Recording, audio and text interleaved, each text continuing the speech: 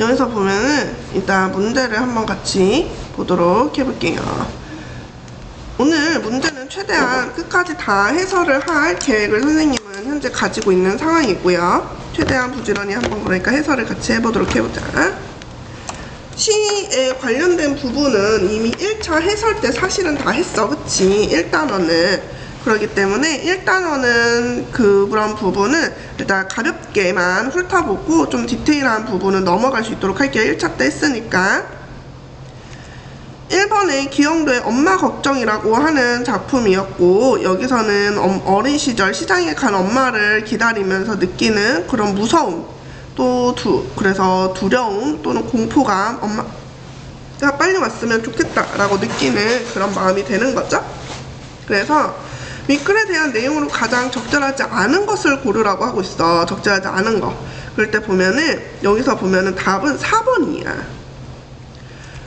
선생님 원망 좋아 원망하는 거 우리 맞다고 생각할 수 있는 거 아니에요? 라고 하지만 여기서 보면은 엄마도 지금 되게 고단한 삶을 살고 있지?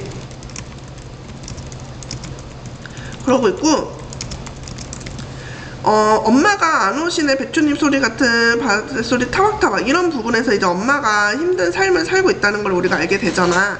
그리고 여기서 보면은 어둡고 무서워 라는 말로 직접적인 감정 표현이 드러나는 부분이거든요. 감정 표현이 직접 드러남. 그런데 여기에 원망이라는 느낌을 그래서 우리가 볼 수가 없기 때문에 이렇게까지 해석하는 건 좀 오버로 되게 과하게 해석을 하는 거다 라고 하는 거를 기억해 주시고, 나머지 해는 시든 지 오래가 오래되었음, 배춧잎 같은 발소리는 엄마의 지친 발소리, 금이 간 창틀은 집을 제대로 수리하지 못했던 화자의 처지, 그리고 이런 것들.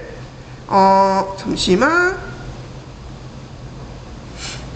그리고 마지막 유년 시절의 윗목이라고 하는 건 어린 시절을 기억하고 있음. 이런 것들은 맞는 답이니까 잘 기억을 해주기 바래요. 자, 그 다음 2번 가봅시다. 기억은 숙제라고 하는 단어고 숙제, 그리고 니은은 이제 빗소리라고 하는 단어죠. 그래서 보게 되면은 가장 알맞은 것은 이라고 하는 거는 5번이에요. 빗소리라고 하는 게 이제 숙제를 하면서 보면은 뭐라고 하냐면은 아무리 천천히 숙제를 해도 엄마는 안 온다라고 하지. 그러니까 내가 시간을 보내려고 숙제를 한다는 거를 알 수 있어. 근데 빗소리가 너무 무서워서 훌쩍훌쩍 거렸다라고 하니까 외로움이라는 정답으로 고르게 되는 거죠. 기억에서 원하는 일 아니야. 엄마의 고단함 아니에요. 이거 골랐으면 안 됩니다. 생각해봐. 이 세상에 숙제 좋아하는 친구 있을까요? 아무도 없습니다. 숙제 나오면 다 싫어. 그렇기 때문에 내가 원하는 거 절대 아니라는 거 생각할 수 있을 거예요. 자, 다음 3번에는 1번이 답이야. 이거를 어떻게 생각할 수 있냐면, 여기서 보면은 해는 시든 지 오래인데 엄마는 지금 열무 30단을 이고 갔잖아. 그러니까 우리가 여기서 알 수 있는 건 뭐냐면은 엄마가 시장에 열무 팔러 갔어. 그럼 당연히 엄마가 일찍 온다는 거는 엄마가 시장에 열무 다 팔았으면 빨리 집에 오겠죠. 그런데 그러지 못했기 때문에 오래 걸렸구나 라는 거를 생각을 하면서 정답 1번 골라주시면 됩니다. 다음 4번으로 가볼게요. 윗글에 대한 설명으로 적절하지 않은 것은 이라고 하는데, 자, 요거 별표 선생님이 함정으로 낸 문제예요. 함정. 답 1번. 여러분 같이 표시합시다. 시간이 흐르면서 동그라미. 달라지는 X. 그래서 선생님이 일부러 요 문제를 함정으로 낸 건데, 이 시간이 흐르면서 진행되는 건 맞지만 화자의 감정은 그대로야.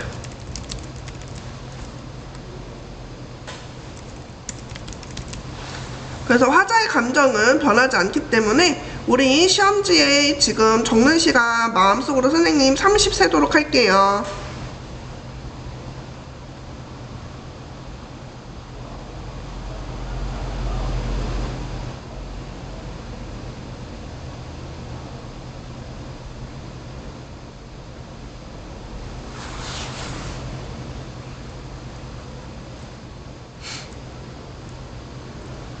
자, 그러면은 나머지 답지, 어머나, 뭐야? 깜짝이야. 나머지 답지에 뭐가 이제 정답이 되는 어떤 부분이 이제 중요할 것 같은지 잠시 한번 밑줄 그어 보도록 해볼게요.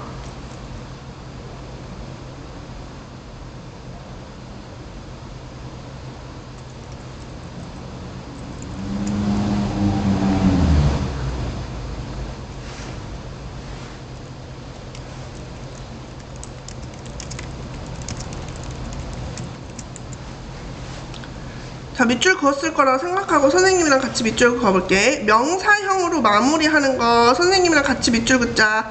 윗목으로 연결. 자, 그 다음에 두 번째, 비슷한 표현을 반복적으로 한다라고 하는 이런 부분에서 비슷한 표현을 되풀이 한다라고 하는 부분 선생님이랑 같이 똑같이 화살표. 안 오시네. 그리고 하나 더, 여기서 보면은 안 들리네. 선생님과 같이 화살표. 지교를 통해 뭐뭐같이 뭐뭐처럼이죠. 선생님과 같이 연결, 같은, 여기에 화살표. 음성상징어 그 옆에 타박타박.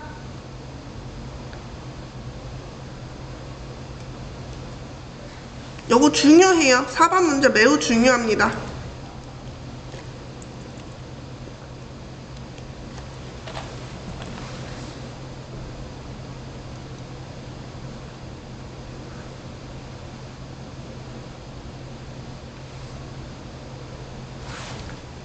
자, 다들 화살표 찾았을 거라고 생각하고 선생님 이제 5번으로 넘어갈게요.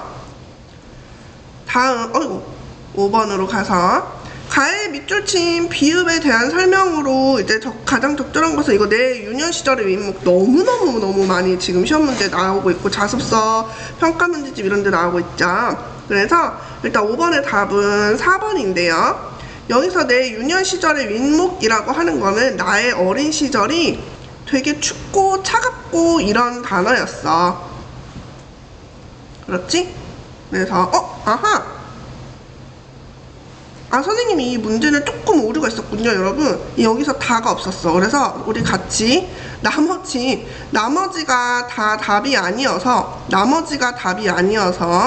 요거가 맞는 그런 걸로 이제 체크를 하게끔 선생님이 구성을 했었던 걸로 기억을 하는데, 그래도 옆에다가 그래서 설명을 좀 해볼게.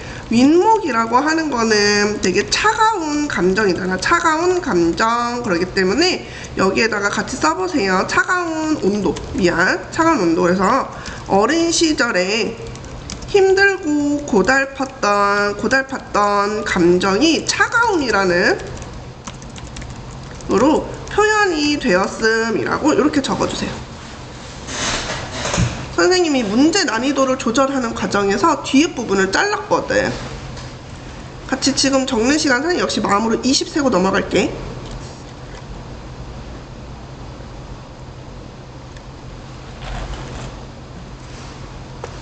쓰면서 그래서 들어주세요. 어린 시절이 이렇게 힘들고 고달팠으니까 당연히 우리 화자 입장에서는 옛날로 안 돌아가고 싶겠죠?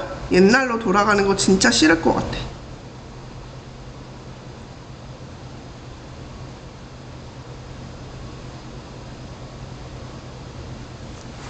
자, 여기까지 썼을 거라고 생각하고 6번 갈게요. 보기는 가에 대한 학생의 의문이야. 그래서 이거를 이제 같이 매칭을 해보세요 라는 문제였는데요. 일단 답은 1번이었어. 왜 1번인지 보면은 이 시의 화자는 누구일까 라고 하는데, 우리 화자가 누구야? 화자는 시 속에서 말하는 사람이죠.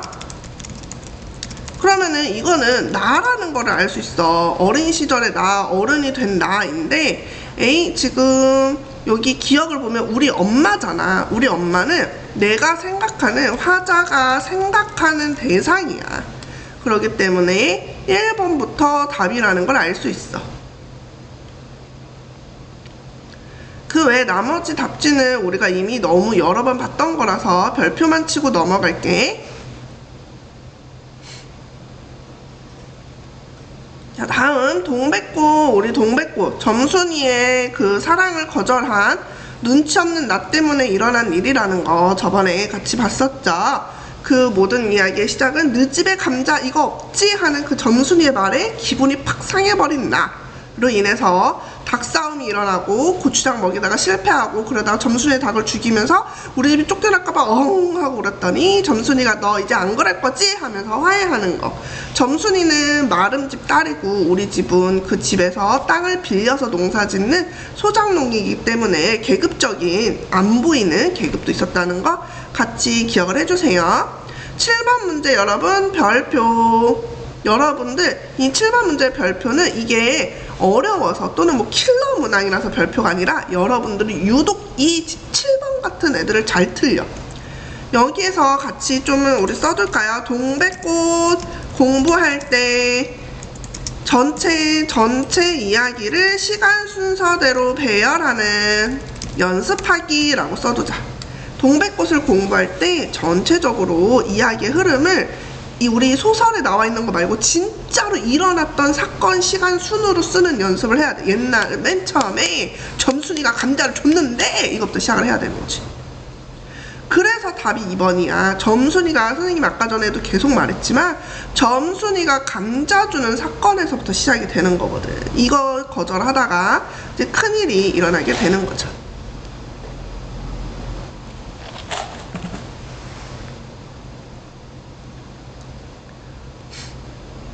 자, 그리고 나서 우리 점순이의 심리에 대해서 이야기를 하는데 여기서 보면은 점순이가 처음에 나한테 감자 먹어 뭐 봄감자가 맛있단다 했는데 너나 먹어라 하면서 거절을 하게 되죠. 그래서 기억이 어디 있냐면은 우리 7번 위쪽으로 쭉 맨 위에 있어요.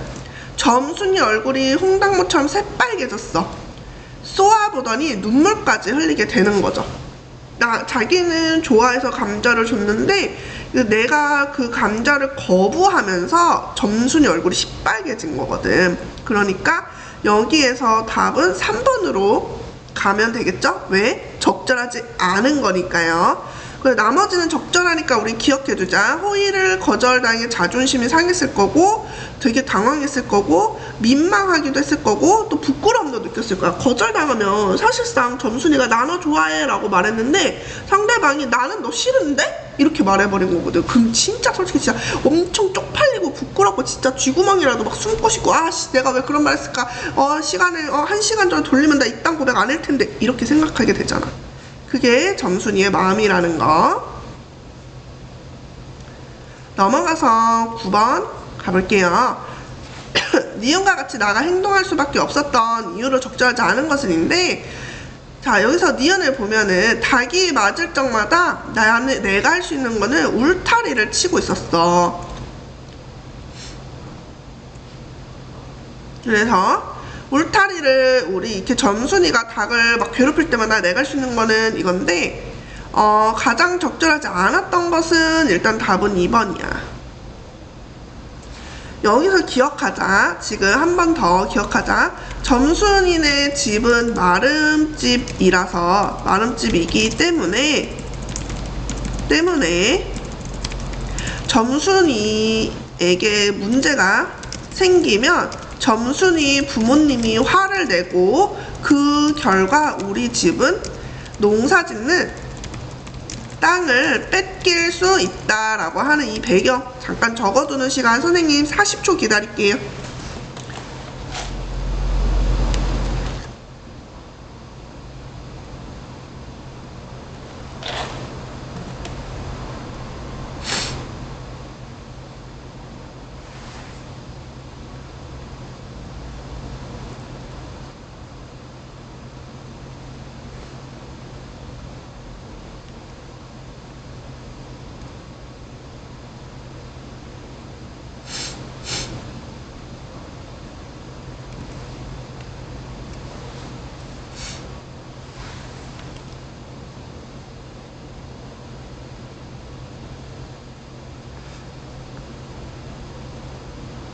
자, 40초 되었으니까.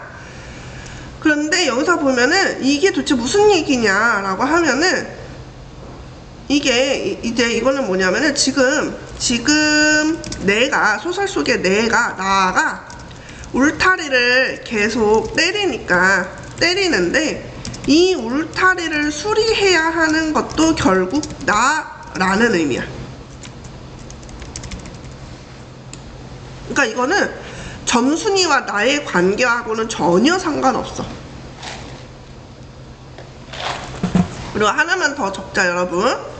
여기에서 중요한 건 또 뭐도 있냐면은 나가 소심한 인물이기 때문에 점순이하고 싸우지 않는 것도 맞다, 이거야. 우리 주인공이 좀 점순이에 비해서는 좀 상대적으로 소심하고 눈치도 좀 없고 얼수룩하고 이렇게 묘사가 되거든요, 여러분. 그렇기 때문에 점순이랑 싸울 수도 없는 거야.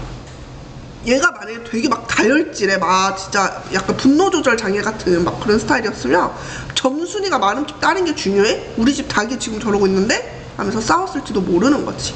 그래서 우리 이 친구가 소심한 인물이었다는 것도 기억하고 요거 마저 쓸 시간 마음으로 30초 세고 넘어가겠습니다.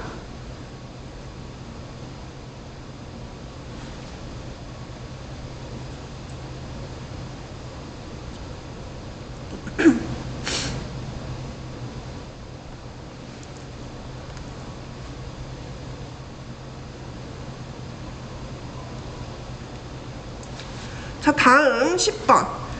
10번에서 우리 일단 정답은 4번이야. 여러분들 선생님하고 똑같은 자리에 같이 표시합시다. 또라고 하는 이 단어야. 또.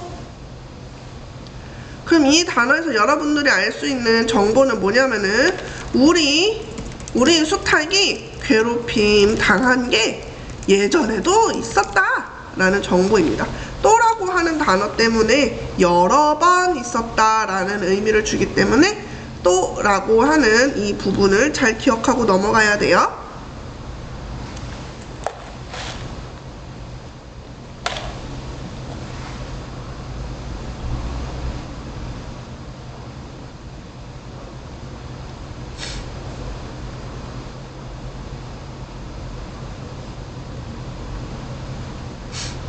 자, 그 다음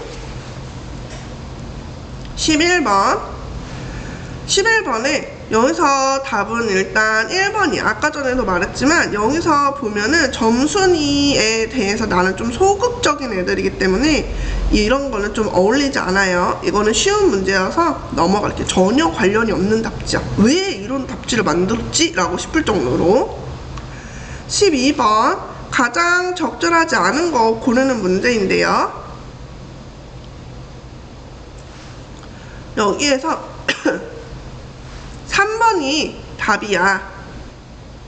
열쇠라고 하는 단어를 좀 몰라서 우리 틀렸을 확률이 있을 것 같아. 열쇠라고 하는 거는 이길 확률이 적다라는 뜻이야. 이길 확률이 적다. 그런데 아까 전에도 여기 위에서 답지를 보면 알겠지만 10번에 보면은 9번 답지에서는 4번에 보면은 여자아이와는 싸움을 벌일 수 없다고 생각을 하고 있단 말이야. 그러니까 사실 싸우면은 점순이랑 진짜 맞다이를 뜨잖아. 그러면은 내가 이길 거라는 거를 남자애도 알아. 근데 점순이가 단지 마름집 딸이니까 쟤랑 자칫 잘못하다가 우리 집이 쫓겨날까봐 이게 중요한 거지 내가 쟤랑 싸워서 질 거란 생각은 안 해. 그래서 이길 확률이 적다라고 하는 게 아니라 점순이 기분이 상하면 우리 가족이 쫓겨날까봐, 즉 가족 생각을 하면서 참는 것이라는 것을 기억해 주시면 됩니다. 잠깐 쓸 시간 역시 마음으로 30 셀게요.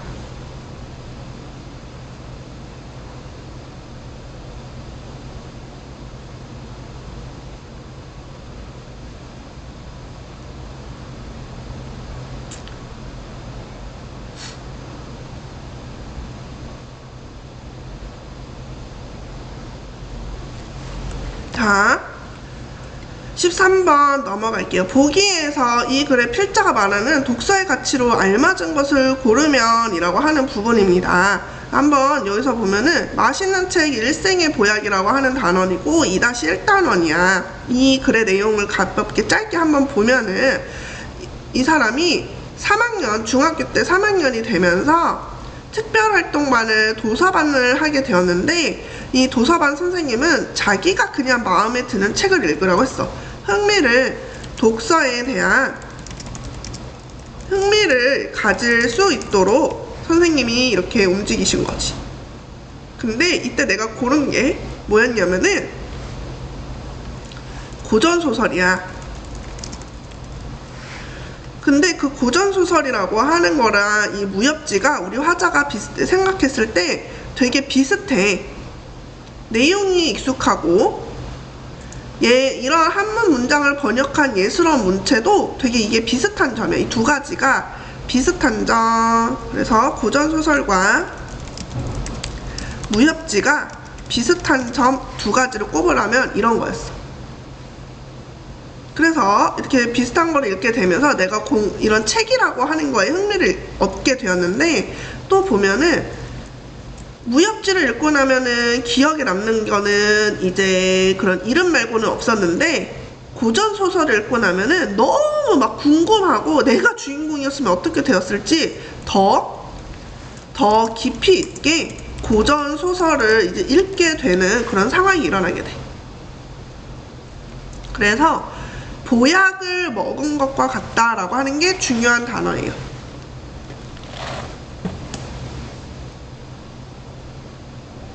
그리고 이 시간을 내가 가진 덕분에 지금 이 사람은 소설가가 되었어. 그래서 여기서 포인트는 책을 읽는 경험을 하면서 소설가라는 진로에 다가가게 돼. 요런 부분인 거지. 그러면서 행복을 안겨준다. 그리고 인간으로 살면서 인간다운 삶을 살고 드높은 가치를 추구하는 길을 책이 보여주었다. 요런 것들이 이제 책 읽기의 가치라는 거지.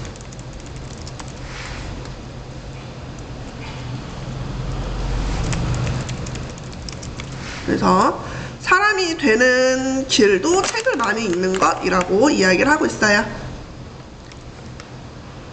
그래서 13번에 이러한 내용을 정리해 보았을 때 정답은 2번입니다. 기업, 방금 전에 말한 것처럼 진정한 인간으로 나아가는 통로, 드높은 가치를 추구하는 길, 이렇게 되게 해준다라고 하는데요. 각각 부분이 어디 있는지 하나씩 찾아볼게요. 인간으로서 나아가는 통로, 그리고 지극히 높은 삶의 가치를 추구하는 길, 그 세계에 닿고 일원이 되게 해준다. 요렇게. 여기는 우리가 저번 시간에 같이 안 봤던 부분이어서 선생님이 정리하는 거 기다릴 거니까 아래쪽부터 정리하자. 각각 위아래 각각 선생님이 30초씩 기다릴게요. 30초씩.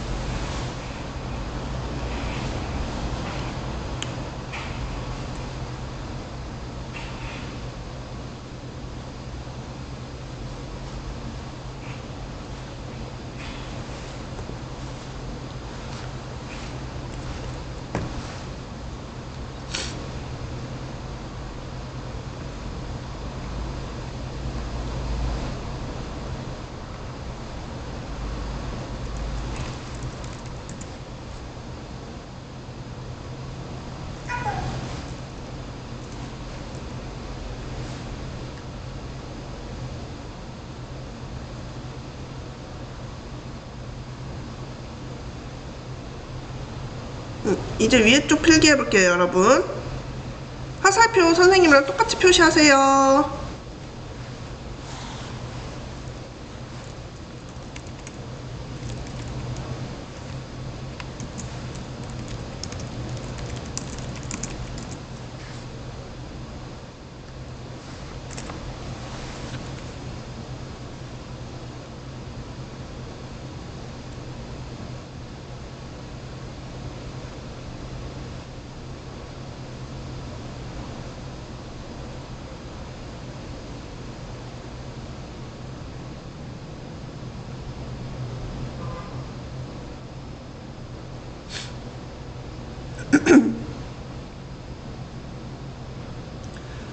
자, 30초가 되었기 때문에 일단 14번으로 갈게요. 이 글에 대한 설명으로 적절하지 않은 것은 너무 쉬운 문제라서 바로 답으로 갑시다. 2번.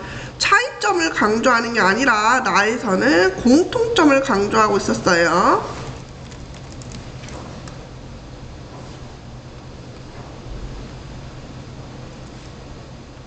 그럼 이렇게 바꾸면 더 어울리겠다. 공통점과 차이점이라고. 잠시만. 미안. 이렇게 공통점으로 바꾸고, 그럼 차이점은 다에 있었어요. 차이점.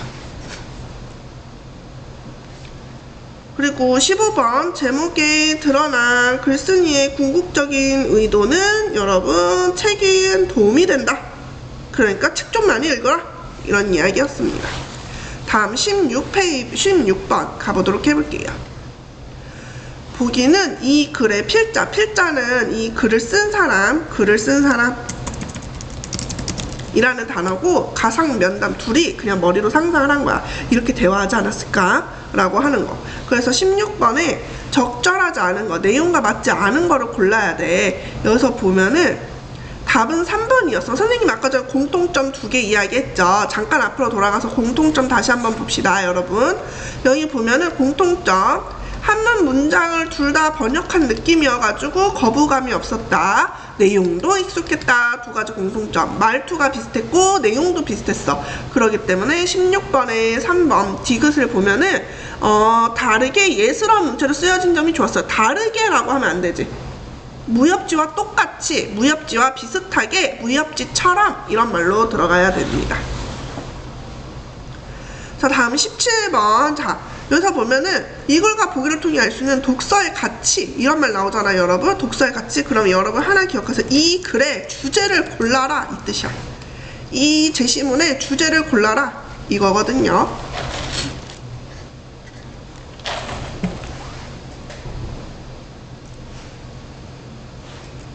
그럼 이 글의 주제가 뭐였어? 가치 있는 독서를 해라. 독서는 우리에게 보약과 같다죠. 4번.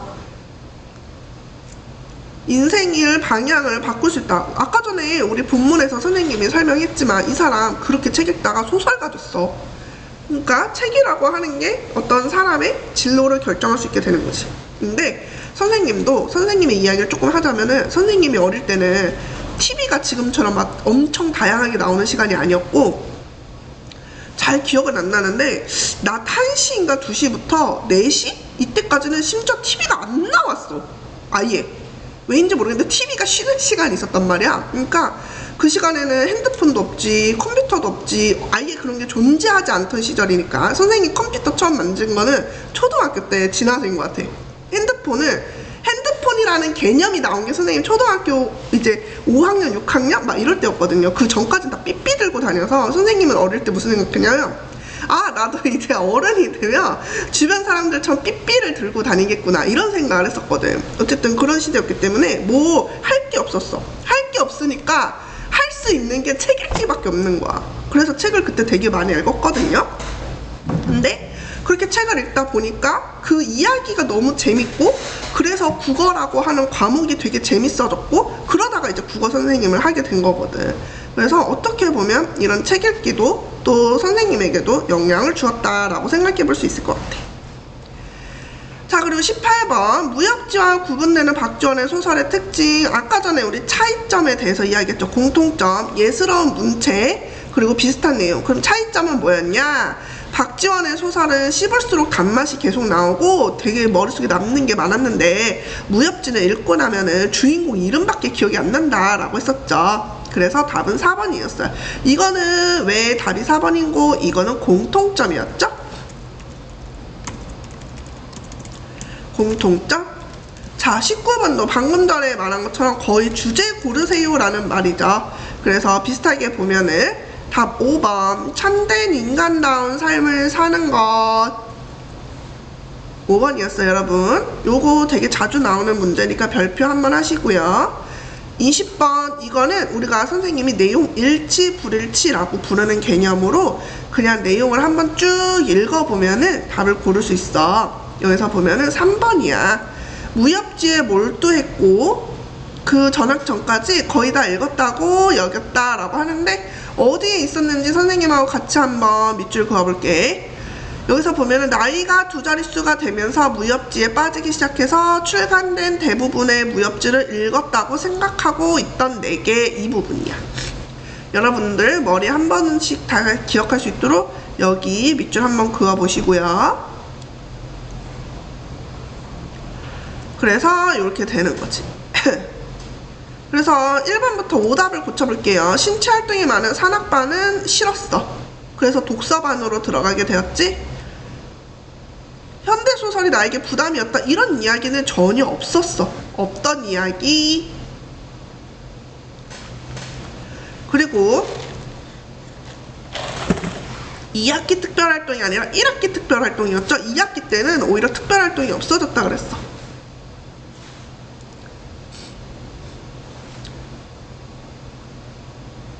그래서 그리고 이거는 5번은 중심 내용, 여기서 보면은 이 5번이 함정이 되는데, 여기서 보면은 경험한 사람이 아니라 여기서 보면은 겪어보지 못한 행복이라는 말을 써. 보지 못한 사람은 알 수 없는 행복, 이런 말로 쓰거든요.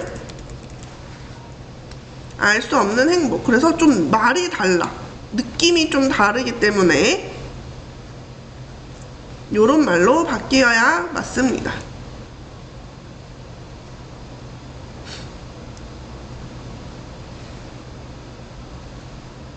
자, 그리고 나서 22번 여기로 21번 이 글의 특징. 아까 전에 이 글의 특징은 자신의 경험을 적은 수필이야. 자신의 생각, 경험, 깨달음을 자유로운 형식으로 적었다라고 하는 게 특징인 글이에요. 그래서 답이 2번. 여기 보면은 자유로운 형식과 다양한 소재라고 적혀 있죠. 전문가 아니고요. 누구나 쓸 수 있는 글이에요. 다음 것들도 자주 나오는 거라서 갈등을 중심으로 소설. 4번 전혀 관련 없는 답. 5번에는 설득하는 글, 주장하는 글이라고 보면 좋겠어요.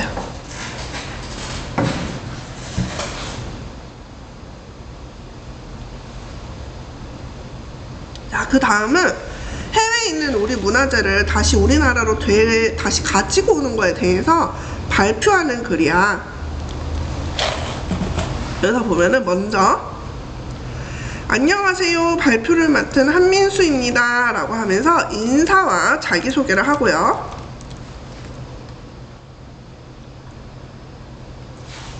이런 그림을 소개를 하면서 초반에는 흥미 유발을 하고 있어. 질문을 통해 흥미를 유발을 하고 있지. 그래서 처음에는 발표 계기에 대해서 설명을 해.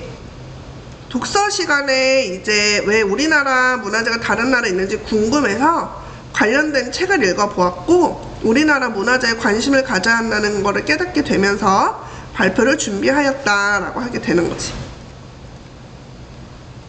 또 여기도 중요해요. 문화재청의 조사에 따르면 여기에서 보면은 전문가의 그런 자료를 활용을 해서 신뢰성을 만들고 있지. 그 문화재청이라니, 그러면은 그 자료는 진짜 믿을 만한 느낌인데? 이렇게 되는 거죠. 우리나라의 문화재를 반출한 경우, 우리나라의 문화재를 외국으로 빼돌린 거야. 가지고 간 경우는 두 가지가 있는데, 첫 번째는 무엇인고 하면은, 첫 번째는 여기서 보면은 불법적으로 반출이 된 경우야. 예를 들어서 뭐 우리 일제강점기 때 뭐 일본 사람들이 막 가져갔다거나 우리나라 사람들이 그거를 파낸 다음에 일본 사람한테 뇌물로 줬다거나 이런 경우가 많아요. 그리고 두 번째는 이제 선물로 준 거지. 외교를 하기 위해서 외교적인 그런 차원에서 선물로 주게 된다라고 하는 거죠. 그리고 이거를 다시 되찾아오거나 활용하는 방안에는 환수라고 하는 방법과 현지 활용이라고 하는 두 가지 방법이 있어. 첫 번째 환수라고 하는 게 뭐냐면은, 이제 다시 돌려오는 건데, 가장 대표적인 방법으로는 외교를 통해서 돌려받는 방법이고, 두 번째는 기증받는 거, 세 번째는 대여받는 거, 아니면은 누가 사오는 거야. 대표적으로 선생님 지금 이름은 기억이 안 나는데, 어떤 외국인이 우리나라를 너무 좋아해서 지금 우리나라에 살고 있는데 그 사람이 좀 부자야. 그래서 우리나라 문화재를 엄청 사서 다시 박물관에 기증을 하고 있다는 이야기를 본 적이 있어. 그래서 진짜 대단하다고 생각을 했지. 우리나라 사람도 아닌데 우리나라를 좋아하면서 우리나라 문화재에 관심을 가지면서 자기 돈으로 외국에서 우리나라 문화재를 막 낙찰받아 와가지고 그걸 기증을 한다고? 와, 한국 사람도 못하는 거를 하는 진짜 대단한 사람이다 라고 생각을 하고 있었어요. 또 이렇게 가지고 오는 방법 말고도 현지 활용이라고 하는 게 있는데, 이 조선공의 아름다움이라고 하는 이런 것들을 통해서 상설 전시실이 생기도록 지원을 한다거나, 온전하게 보존되고 연구될 수 있도록 이런 것들을 지원하는 것. 그 지역에서 가지고 올 수는 없지만 그 소중한 우리의 문화재가 파괴되거나 훼손되지 않도록 지원을 하는 것도 하나의 방법이다 라고 생각을 하시면 돼요. 그래서 이렇게 발표를 하는데 여러 가지 지금 매체 자료를 활용을 하고 있죠. 표, 도표, 그래프 이런 것들을 통해서 한눈에 보기 좋게 설명을 하고 이제 수치가 되게 잘 보이게 되는 그런 부분들이 있습니다. 여기까지 일단 읽고 나서 우리 정답을 찾아볼게요. 22번 일단 답은 2번이야. 기역, 니은, 미음인데 우리나라 문화재 현황이라고 하는 거 지금 바로 여기 표에 있어요. 해외 반출 유형도 방금 전에 선생님이 설명을 했었고, 미음, 현지 활용의 대표적 사례도 선생님이 문제 때문에 이야기를 했는데 조선 공의 아름다움 전이 그 사례였습니다. 그래서 이렇게 해서 답 2번이고요. 요거 필기하는 시간을 문제가 거의 마무리가 되어서 잠시 후에 드리도록 할게요. 23번에 적절하지 않은 거 먼저 보자. 답은 5번. 여기서 보면은 발표 자료 4를 먼저 일단 보고자. 발표 자료 4가 대응 방안인데 문화재 환수 현황에 관한 거고, 문화재가 그래도 이렇게 많은 노력으로 현재 우리한테 돌아왔다라고 하는 거죠. 그런데 여기서 중요한 거는 막대 그래프를 활용을 하는 건데, 증가하는 거를 알려주는 건 맞지만 이거를 강조하고 싶다 요거는 X표 치도록 할게요. 그냥 한눈에 보기 좋게 빠르게 파악하기 좋게 요 정도로만 적어둡시다. 자, 그리고 24번 가장 적절한 것은 인데요, 우리 여기다 적어둘게요. 준 언어적 표현, 입으로 나가지만 말은 아닌 것이라고 해서 어조, 말의 빠르기, 아니면 뭐 높낮이 이런 것들. 비언어적 표현이라고 하는 거는 이제 입과 관련이 없어. 그래서 무슨 짓이라고 우리가 많이 설명을 하는데요, 선생님은 예를 들어서 뭐 눈짓, 손짓, 몸짓 이런 거야. 여러분, 선생님 잠깐 봐주세요. 선생님 카메라 여기 있습니다. 카메라 여기 있어요. 선생님을 봐주시면은 선생님이 여러분 이거 중요해요 라고 화살표로 막 이렇게 가리켰어. 여기 그러면 여러분들은 선생님이 손끝을 바라보겠죠, 그쵸? 이런 거는 비언어적 표현이야. 근데 선생님이 얘들아 중요해? 여기 꼭 별표 쳐야 돼, 별표? 이런 식으로 소리를 높이고 막 반복해. 그러면은 준 언어적 표현을 활용을 해가지고 강조 표시를 한 거예요. 그래서 24번의 답은 3번입니다. 자, 마지막 25번. 요거는 문제가 좀 어려웠어. 일단 답이 1번인 거를 기억을 하고, 억양이 단조로면 청중은 지루해. 로봇이 읽어주는 거랑 똑같은 거야. 그리고 눈을 맞추면서 해야지 당연히 더 집중이 되겠죠? 요것도 동그라미. 높은 목소리와 기쁨 이런 건 아니기 때문에 그래, 얘는 아예 지워버릴게요. 자, 그래서 일단 여기까지 먼저 같이 해설 마무리를 했어요. 잠시 필기할 수 있는 시간 가지도록 할게요.